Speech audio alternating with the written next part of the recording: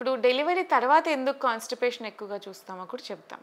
So, delivery తర్వాత అక్కడ వేసిన కుట్లు వల్ల ఆ పెయిన్‌కి చాలామంది మోషన్ ఆపేసుకొని, సో, దానివల్ల మోషన్ పాస్ చేయడానికి డిఫికల్టీ ఫీల్ అవుతూ ఉంటారు. నెక్స్ట్ థింగ్ ఏంటంటే డెలివరీ తర్వాత మన ప్రెగ్నెన్సీలో వచ్చిన హార్మోనల్ చేంజెస్ అన్నీ బ్యాక్ టు నార్మల్ రావటానికి చాలా హార్మోనల్ ఇంబాలెన్స్ అవుతూ ఉంటుంది.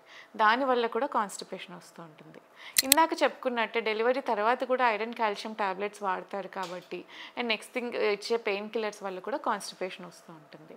సో, తర్వాత డెలివరీ తర్వాత బేబీకి ఫీడింగ్ ఇవ్వాలి కాబట్టి మనకి బాడీలో వాటర్ డిమాండ్ అనేది చాలా ఎక్కువగా పెరిగిపోతూ ఉంటుంది. సో, వాటర్ ఇంటేక్ సరిగ్గా లేకపోవడం వల్ల కూడా డెలివరీ తర్వాత కాన్‌స్టిపేషన్ అనేది ఎక్కువగా చూస్తూ ఉంటాం. నెక్స్ట్ ఇంపార్టెంట్ థింగ్ ఏంటంటే డెలివరీ తర్వాత అందరూ పథ్యం పెట్టేసి ఫ్రూట్స్, వెజిటబుల్స్ లాంటివి ఏమి ఎక్కువ ఇవ్వకుండా బ్రెడ్ తినాలి, మిల్క్ బ్రెడ్ తింటే మిల్క్ బాగా వస్తదనే అపోహ చాలా మందిలో ఉంది. అందులో కేవలం మైదా పిండి మాత్రమే ఉంటది. ఏ రకమైన ఫైబర్ కంటెంట్ ఉండదు. సో, దానివల్ల కూడా కాన్‌స్టిపేట్ అవుతున్నారు.